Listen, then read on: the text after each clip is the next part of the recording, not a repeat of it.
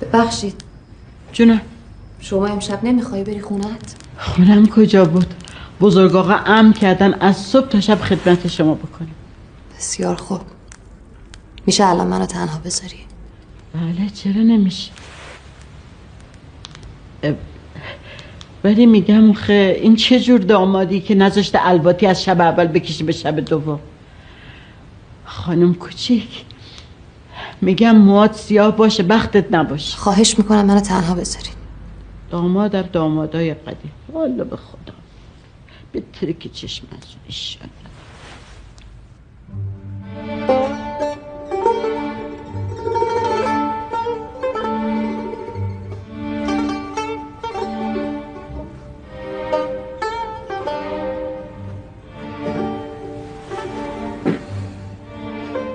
چشاتو ببر.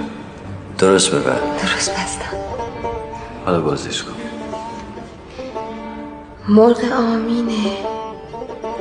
فرهاد خیلی قشنگه. مبارکت باشه.